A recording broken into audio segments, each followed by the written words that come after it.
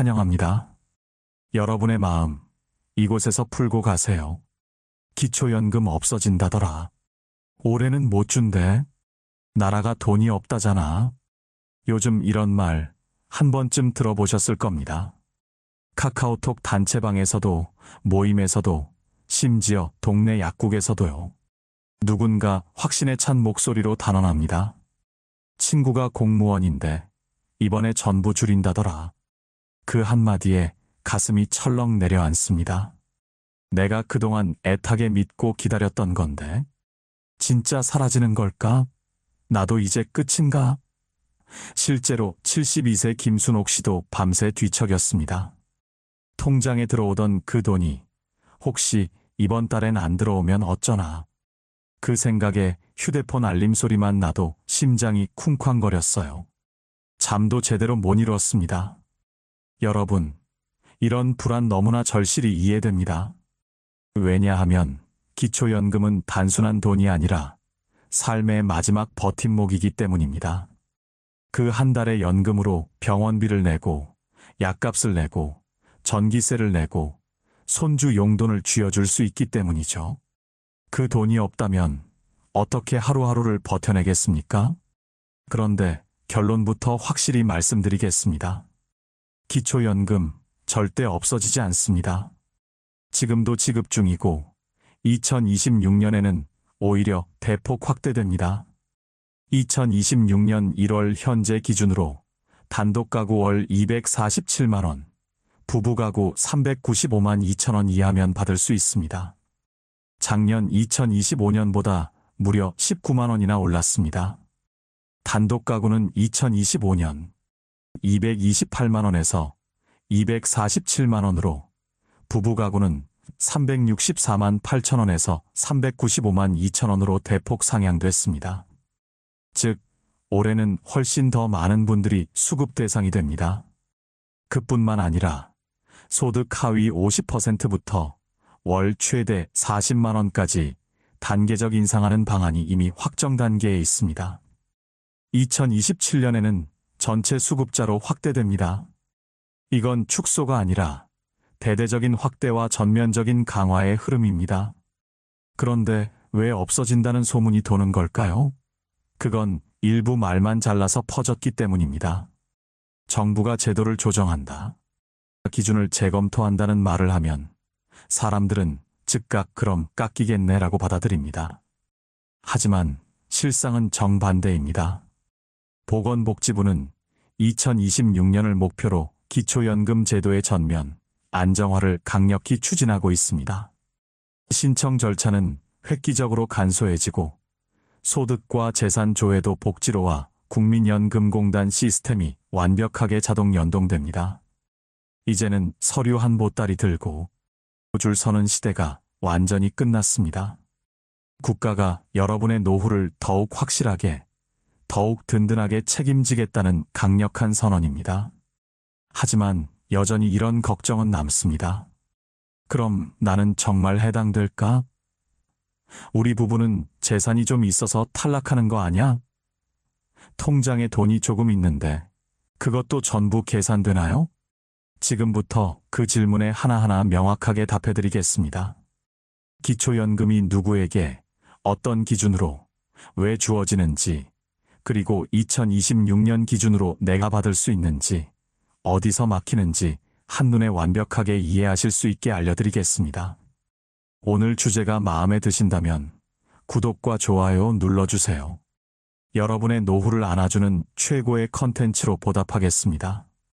우선 2026년 기초연금 수령액 알고 계시면 댓글에 1번을, 잘 모르시겠다면 2번을 남겨주세요. 여러분 댓글을 보고 다음 기초연금 영상에 꼭 반영해서 제작하겠습니다. 그럼 지금부터 정확히 정리해드리겠습니다. 많은 분들이 헷갈려 하시는 부분인데요. 기준 금액과 실제로 받는 금액은 다릅니다. 2026년 기초연금은 모든 사람이 똑같은 금액을 받는 구조가 아닙니다. 소득 수준에 따라 받는 금액이 나뉘는 방식입니다.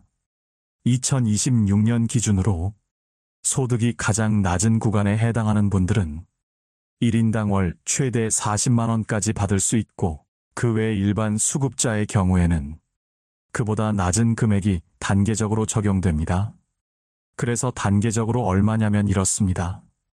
2026년 기준으로 소득이 가장 낮은 구간은 1인당 월 최대 40만 원이고, 그 다음 구간부터는 약 35만 원 안팎, 소득인 정액이 기준선에 가까워질수록 30만 원대 초반까지 내려갑니다.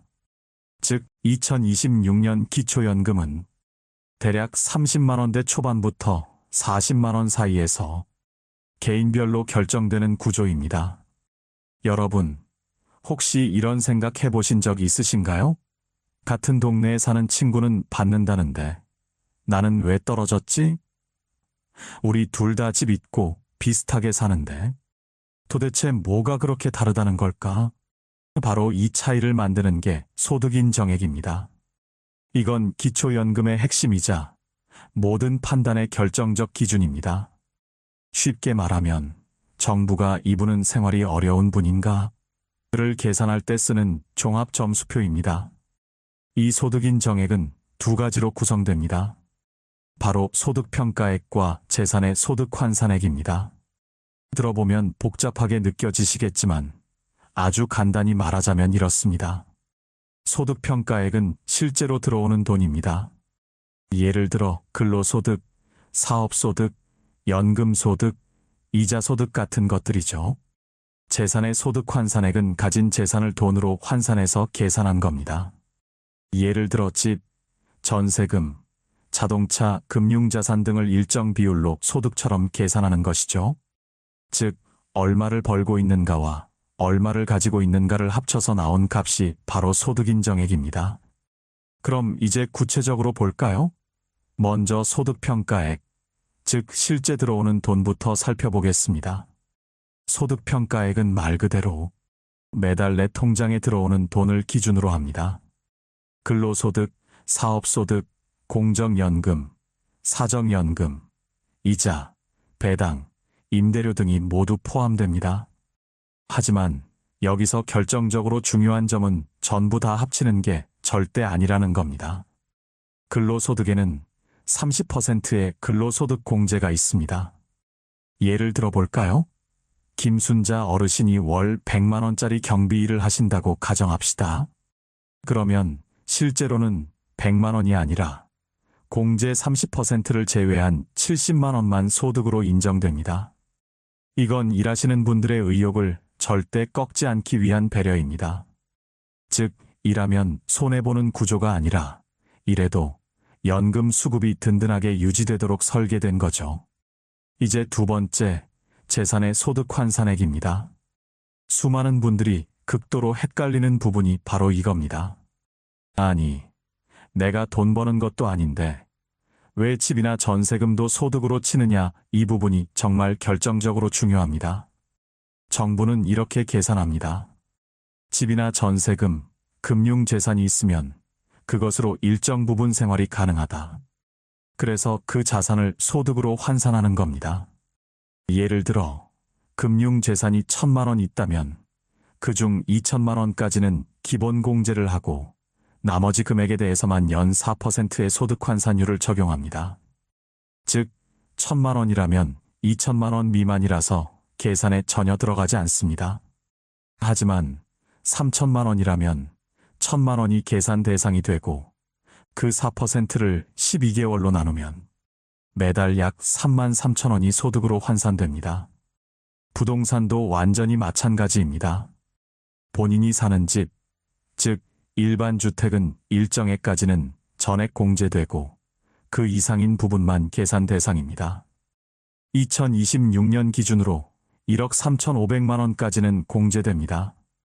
그리고 주택 외의 부동산, 즉 토지나 상가, 전세보증금 등은 역시 연 4%의 환산율을 적용합니다.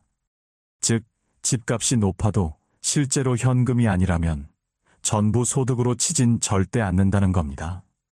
이제 정리해 볼까요? 소득인 정액은 소득평가액과 재산의 소득환산액을 더한 값입니다. 이 공식이 바로 기초연금 수급 여부를 결정하는 절대적 열쇠입니다. 예를 들어 근로소득 70만 원, 금융재산 소득 환산 10만 원, 주택 환산 20만 원, 이렇게 합치면 총 100만 원이 됩니다. 이 금액이 선정 기준액보다 낮으면 수급 가능하고 넘어가면 탈락입니다. 2026년 1월 현재 선정 기준액은 단독 가구 247만 원, 부부 가구 395만 2천 원입니다. 2025년 228만 원, 364만 8천 원에서 대폭 올랐습니다. 즉, 올해는 훨씬 더 많은 분들이 대상이 됩니다. 작년에 탈락하셨던 분들도 올해는 가능성이 매우 높습니다. 여기 두 분이 있습니다. 김순자 어르신과 이정화 어르신. 두 분 다 72세, 집도 있고 아파트 시세는 거의 비슷합니다. 그런데 결과는 완전히 달랐습니다. 김순자 어르신은 수급, 이 어르신은 탈락. 왜일까요? 이유는 자동차와 예금이었습니다. 이정화 어르신은 자녀가 준 5천만 원을 통장에 그냥 그대로 두셨고, 김 어르신은 그 돈으로 노후용 전세보증금을 올렸습니다. 결과적으로 김 어르신의 금융재산은 크게 줄었고, 이 어르신은 그대로 남아 있었죠. 정부 입장에서는 현금은 생활 여력으로 계산하지만 전세금은 주거 안정용으로 봅니다. 그래서 소득인 정액 차이가 엄청나게 났던 겁니다. 또 자동차가 4천만 원이 넘으면 고급 자동차로 분류되어 소득 환산율이 무려 연 100%로 적용됩니다. 즉 5천만 원짜리 차량이면 매달 약 416만 원이 소득처럼 계산됩니다.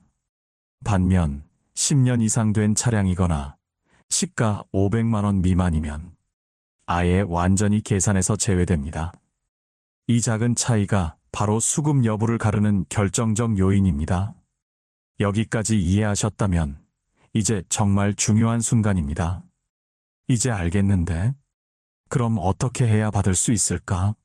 수많은 분들이 바로 여기서 막힙니다.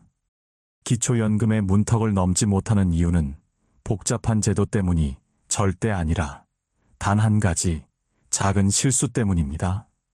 신청은 했는데 서류가 잘못됐거나 재산 정리가 미비했거나 혹은 단 한 달 늦게 신청해서 탈락한 경우가 대부분입니다.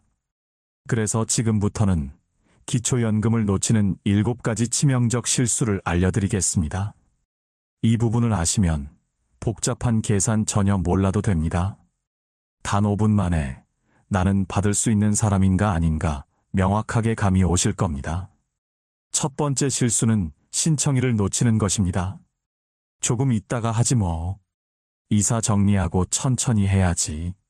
이렇게 미루다가 정말 한 달 차이로 수백만 원 날려버린 분들이 너무나 많습니다. 기초연금은 신청한 달의 다음 달부터 지급됩니다. 예를 들어 5월에 신청하면 6월부터 받지만 6월에 신청하면 7월부터 시작이고 5월분은 절대 소급 지급이 안 됩니다. 단 한 달 늦으면 35만 원을 날려버리는 셈이죠. 게다가 요즘은 심사에 30일 이상 걸리는 경우도 많습니다. 서류 누락, 가족관계 확인, 금융재산 조회 등 행정 절차가 복잡해졌기 때문입니다.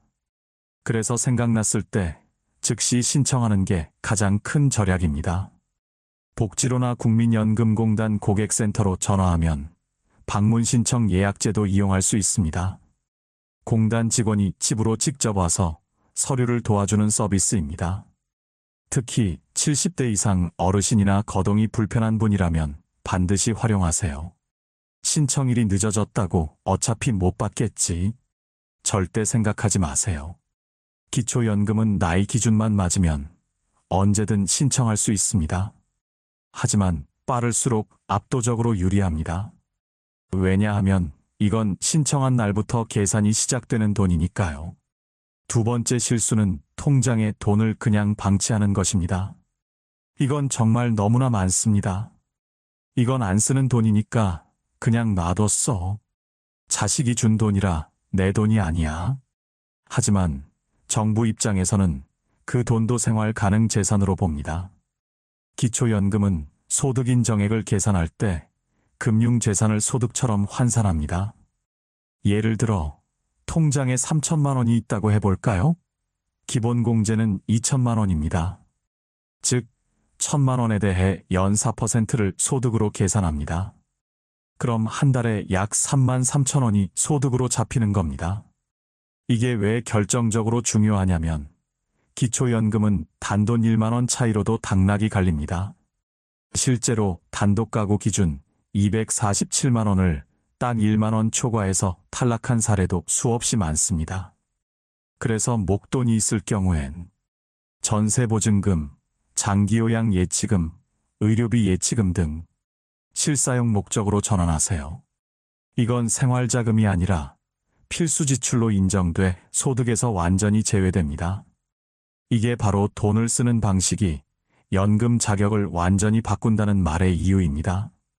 세 번째 실수는 자동차가 발목을 잡는 것입니다. 차 한 대 있다고 연금이 왜 안 돼? 이 말 정말 많이 들으셨죠? 기초연금에서는 자동차도 재산으로 계산됩니다. 그런데 차 대수는 전혀 상관이 없습니다. 차가 2대든 3대든 문제는 그 차들의 총 시가가 얼마냐입니다. 예를 들어볼까요? 김영자 어르신은 10년 된 경차 한 대와 오래된 승용차 한 대를 가지고 있습니다. 2대지만 시가를 합쳐도 700만 원 정도입니다. 이럴 땐 생계형 차량으로 인정되어 전혀 불이익이 없습니다. 반면 이웃 박철수 어르신은 외제 SUV 한 대만 있습니다. 차 한 대뿐이지만 시가가 5천만 원이 넘죠. 이 차량은 고급 자동차로 분류되어 연 100%의 소득 환산율이 적용됩니다. 즉 5천만 원 전액이 소득으로 계산되고 매달 약 416만 원의 소득이 있는 사람으로 잡히는 겁니다. 이 경우는 수급이 완전히 불가능합니다. 결국 중요한 건 대수가 아니라 금액입니다. 차가 여러 대여도 낡고 시가가 낮으면 전혀 문제 없습니다. 하지만 한 대라도 고가 차량이면 그 한 대가 전체를 완전히 막아버립니다. 다만 예외가 있습니다.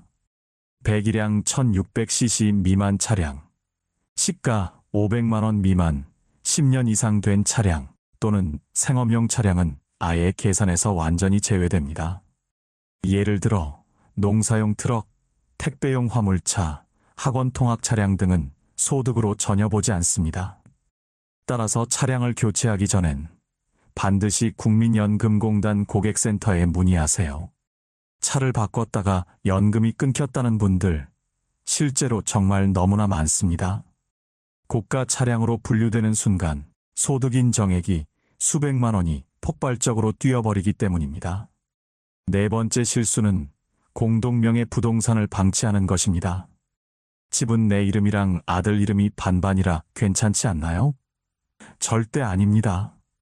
기초연금 심사에서는 공동명의도 그대로 계산됩니다. 즉 2억 원짜리 집을 자녀와 반반 소유하면 1억 원이 본인 재산으로 잡힙니다.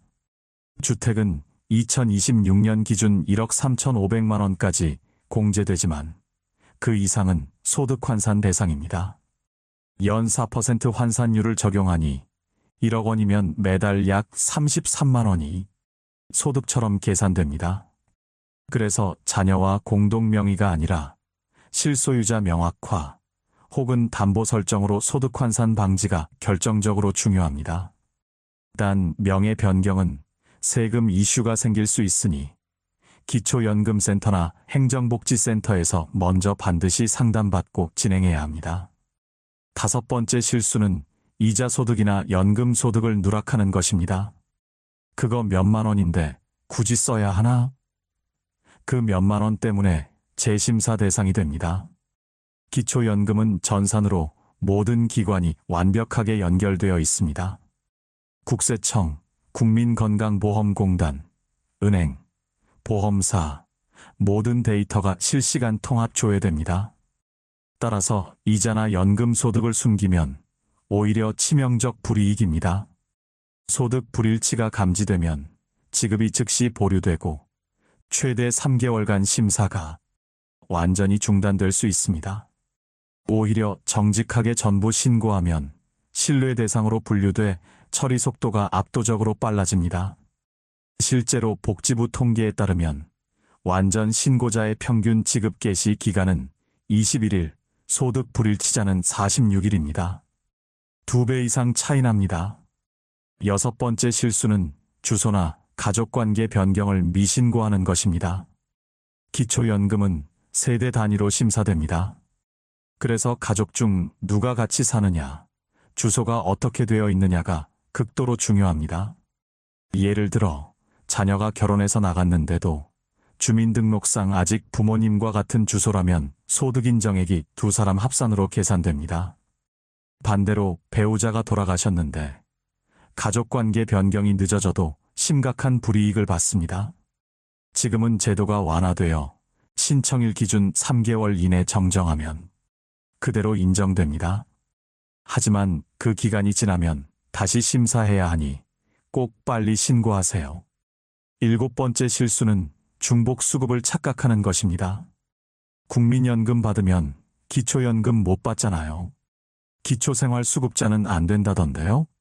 절대 아닙니다.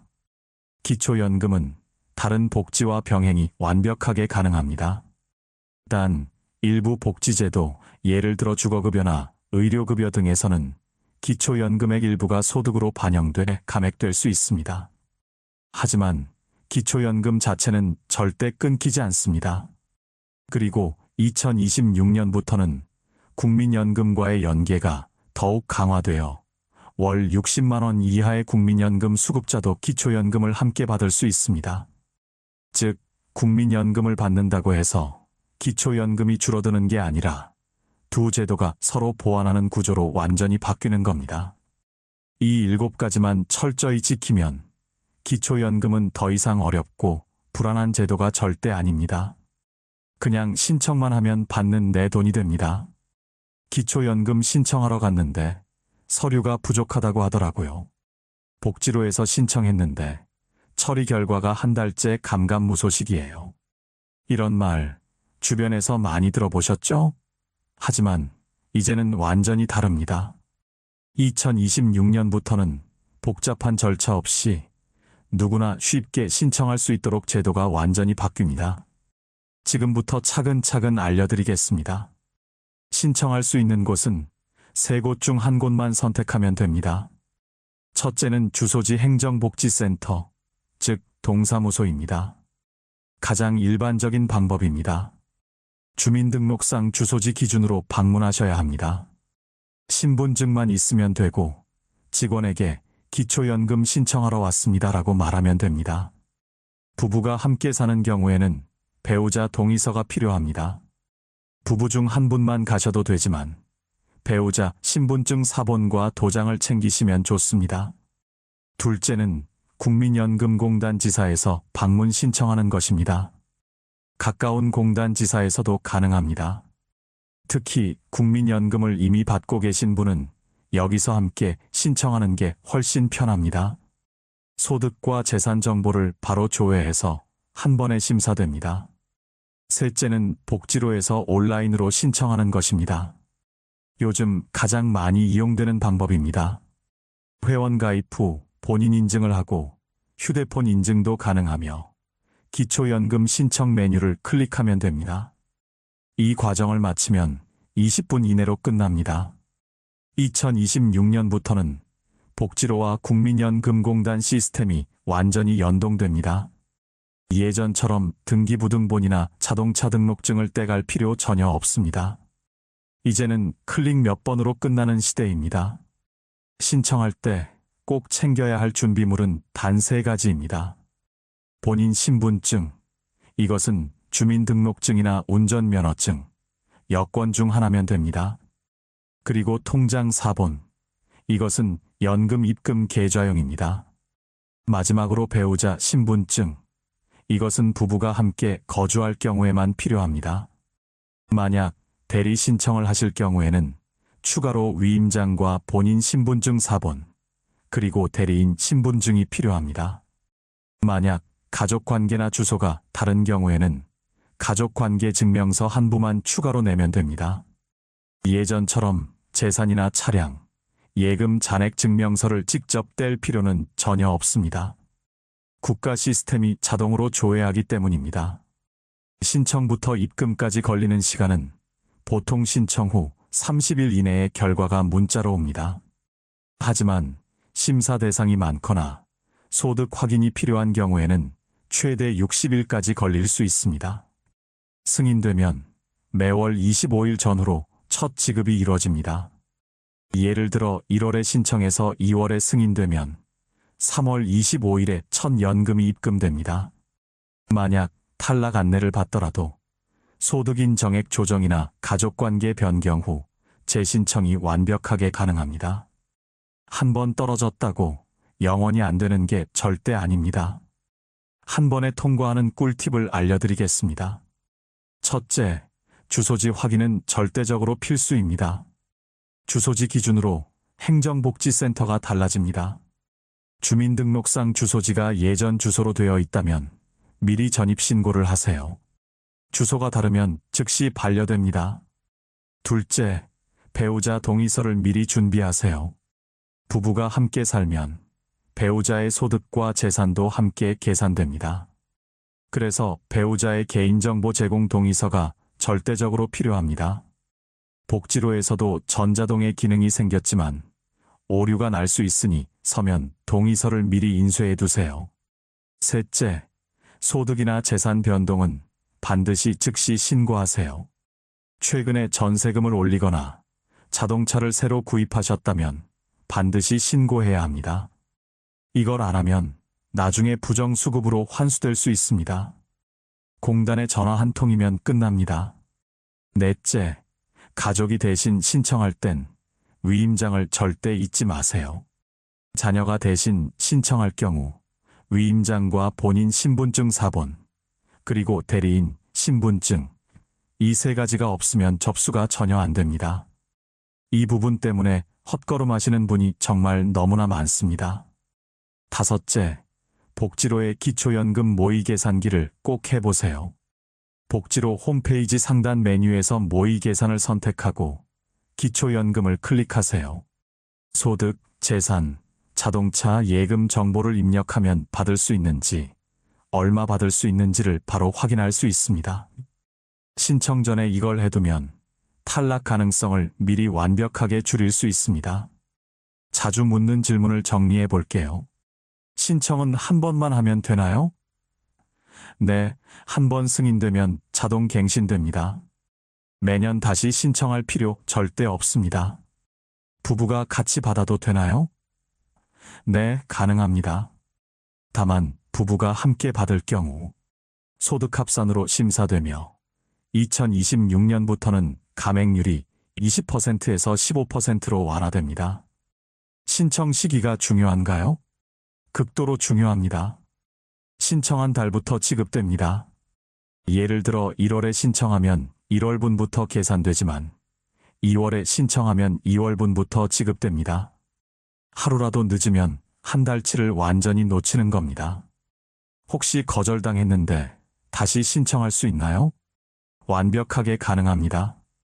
소득이나 재산이 변동되면 언제든 재신청이 가능합니다. 공단에 문의하면 재심사 신청 절차를 안내받을 수 있습니다. 이제는 기초연금 신청, 복잡하다는 말이 완전히 옛말입니다. 이제는 클릭 몇 번, 전화 한 통이면 끝나는 시대입니다. 한 번만 해두면 평생 혜택이 이어집니다. 여러분, 이런 말 들어보셨죠? 나는 국민연금이 있어서 기초연금은 못 받아. 조금이라도 받으면 전부 깎인다더라. 이건 완전히 옛날 이야기입니다. 지금은 제도가 전면적으로 바뀌었습니다. 핵심부터 확실히 말씀드리면 국민연금이 있어도 기초연금을 받을 수 있습니다. 단 조건이 있습니다. 소득인 정액이 기준 이하여야 합니다. 즉, 국민연금 금액이 얼마인지보다 그걸 포함한 전체 생활 수준이 기준 이하인가를 보는 겁니다. 실제로는 이렇게 계산됩니다. 예를 들어 볼까요? 박영호 어르신이 국민연금으로 매달 55만 원을 받고 있습니다. 다른 근로소득은 없고 집 한 채, 시가 1억 원짜리와 예금 1,000만 원이 있습니다. 이 경우 근로소득은 없고 국민연금이 55만 원, 금융재산 1,000만 원은 공제 후 소득 환산이 약 0원입니다. 왜냐하면 2천만 원까지 공제되니까요. 주택 1억 원도 공제 기준 이하입니다. 결과적으로 소득 인정액은 약 55만 원입니다. 즉, 기준인 247만 원보다 훨씬 낮죠. 따라서 이분은 국민연금을 받으면서도 기초연금 35만 원 안팎을 추가로 받을 수 있습니다. 즉, 국민연금이 있다고 해서 자동으로 탈락되는 게 절대 아니라 국민연금 금액이 적당하면 두 연금을 함께 받을 수 있습니다. 현재 기준으로 보면 국민연금을 월 60만 원 이하로 받고 있다면 기초연금 수급 가능성이 매우 높습니다. 물론 부부가 함께 받는 경우에는 합산되지만 2026년부터는 감액률 완화로 부부가 함께 받아도 불이익이 크게 줄어듭니다. 이런 경우엔 주의하세요. 첫째, 국민연금 수급액이 높을 때입니다. 월 100만 원 이상이면 기준을 넘길 수 있습니다. 하지만 이것도 다른 재산이 거의 없는 경우라면 가능성이 있습니다. 둘째, 사적연금, 즉 개인연금도 포함됩니다. 보험사에서 받는 개인연금, 즉 연금저축형 보험금도 소득으로 계산됩니다. 이건 국민연금과 별개로 계산되기 때문에 금액이 많으면 기준을 넘길 수 있습니다. 셋째, 배우자와 합산 심사됩니다. 부부가 함께 살고 있다면 두 사람의 소득과 재산이 모두 합쳐집니다. 그래서 국민연금이 적더라도 배우자가 근로소득이 있거나 금융자산이 많으면 탈락할 수 있습니다. 그렇다면 어떻게 해야 둘 다 받을 수 있을까요? 기초연금의 핵심은 소득인 정액 줄이기입니다. 합법적이고 정당한 방식으로 생활 수준을 현실에 맞게 반영하면 됩니다. 다음의 세 가지를 철저히 기억하세요. 첫째, 전세보증금을 주택으로 돌려두기입니다. 현금으로 가지고 있으면 소득으로 계산되지만 주거용 전세금이나 본인 명의 집으로 전환하면 생활용 자산으로 공제됩니다. 둘째, 자동차는 생계형으로 분류되게 유지하기입니다. 고급차로 분류되면 탈락 위험이 극도로 높습니다. 배기량 1600cc 미만, 시가 500만 원 미만, 10년 이상 된 차량이면 전혀 불이익이 없습니다. 셋째, 소득이나 재산 변동 시 즉시 신고하기입니다. 국민연금공단에 신고하면 소득인 정액이 자동 재산정되어 수급 유지가 가능합니다. 2026년 1월 현재 국민연금과 기초연금을 함께 받는 어르신은 약 350만 명입니다. 전체 기초연금 수급자의 절반 이상이 두 제도를 동시에 수급하고 있는 셈입니다. 이건 제도의 취지가 이중 지원이 아니라 연금 사각지대를 메우기 위한 보완 구조로 완전히 바뀌었기 때문입니다. 정부는 2026년 이후 국민연금 수급액이 일정 기준 이하일 경우 기초연금 자동 연계 지급 제도를 검토 중입니다. 즉, 따로 신청하지 않아도 국민연금 수급자 명단 중 기준에 해당하는 분들은 자동으로 기초연금 심사를 받게 되는 방식입니다. 이 제도가 시행되면 기초연금은 찾아가는 복지에서 자동 지급 복지로 완전히 발전하게 됩니다. 이제 여러분이 해야 할 일은 아주 간단합니다. 복지로에서 기초연금 모의 계산을 해보세요. 그리고 국민연금공단 고객센터에 전화해서 국민연금과 기초연금 동시에 받을 수 있는지 확인하고 싶습니다라고 문의하세요. 이 두 가지만 하면 됩니다. 단 10분이면 매달 몇십만 원의 차이가 생길 수도 있습니다. 여러분, 기초연금은 한 번 탈락이 곧 영원한 탈락이 절대 아닙니다. 이건 정말 너무나 많은 분들이 오해하십니다. 작년에 안 됐으니까 난 끝났지 뭐. 그게 절대 아닙니다. 소득, 재산, 가족관계는 해마다 변하기 때문에 조건이 바뀌면 언제든 재심사와 재신청이 완벽하게 가능합니다. 첫째, 재산이 줄어들면 자동 재검토를 요청하세요. 예를 들어 작년에 3천만 원 예금 때문에 탈락했는데 올해 생활비로 1천만 원을 쓰셨다면 그만큼 소득 인정액이 줄어들었을 가능성이 큽니다. 이럴 때는 복지로나 국민연금공단에 변동 신고를 하시면 됩니다. 공단이 다시 계산해서 기준에 맞으면 바로 수급자로 전환됩니다. 수많은 분들이 이걸 몰라서 1년에서 2년씩 손해를 봅니다. 둘째, 자녀와 따로 살게 되면 가구 분리 신고를 하세요. 기초연금은 가구 단위로 계산되기 때문에 자녀와 주소지가 같으면 소득과 재산이 합산됩니다. 하지만 실제로 따로 살고 있다면 주소지만 분리해도 계산이 완전히 달라집니다. 예를 들어 자녀 명의로 된 자동차나 예금이 합쳐져서 탈락했던 분이 가구 분리 후 바로 수급자로 바뀌는 사례가 너무나 많습니다. 주소 이전 후 3개월 이내 재신청하면 소급 적용도 가능합니다. 셋째, 국민연금 수령액이 변하면 다시 계산됩니다. 국민연금을 받는 분은 금액 변동 시마다 기초연금 산정이 자동으로 조정됩니다. 예를 들어 국민연금이 월 65만 원에서 60만 원으로 줄면 소득 인정액이 낮아져 기초연금이 새로 산정됩니다. 이걸 연계 조정이라고 합니다. 따라서 연금액이 달라졌다면 반드시 확인 전화를 하세요. 넷째, 부부 중 한 분이 먼저 수급자가 되면 배우자는 간편 재심사 대상입니다. 2026년부터는 부부가구 감액률 완화와 함께 배우자 자동심사 시스템이 강화됩니다. 예전엔 부부 각각 따로 신청해야 했지만 이제는 한쪽이 승인되면 다른 한쪽은 간소화 절차로 심사됩니다. 단 3개월 내에 배우자 정보가 자동 연동되므로 주소지와 가족관계 등록이 최신 상태인지 꼭 확인하세요. 다섯째, 탈락 사유가 일시적 재산 증가였다면 재신청이 가능합니다.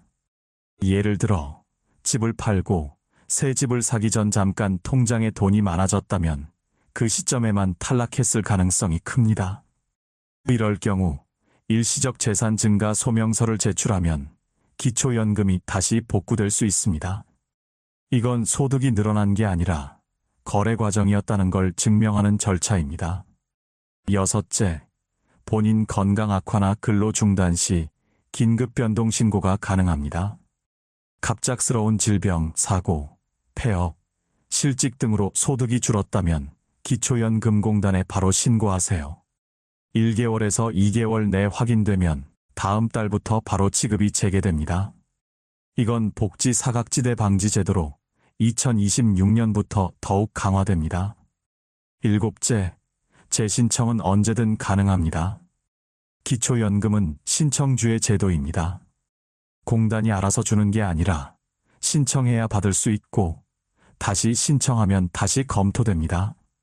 따라서 탈락 후라도 사정이 바뀌었다면 복지로에서 재신청만 클릭하시면 됩니다.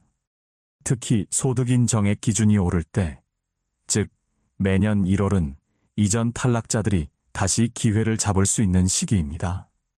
정리하자면 기초연금은 한 번 탈락해도 끝이 절대 아닙니다. 생활이 달라지면 결과도 달라집니다. 여러분의 상황이 바뀌었다면 이제는 다시 문을 두드릴 때입니다.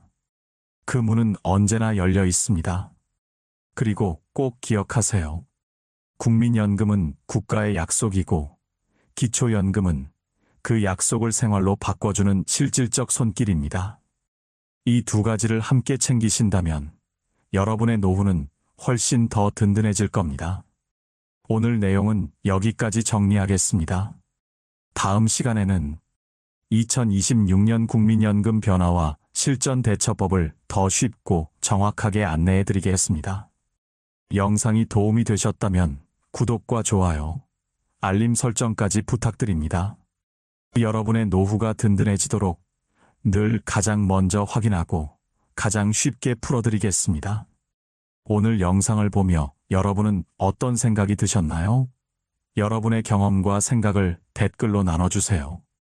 여러분의 이야기가 누군가에게 큰 위로와 깨달음이 될 것입니다. 오늘도 끝까지 시청해주신 여러분께 깊은 감사를 드립니다. 오늘 영상이 도움이 되셨다면 소중한 분들께 공유해 주시고 오늘도 행복한 하루 되세요. 이상으로 마음 풀고 가세요 였습니다.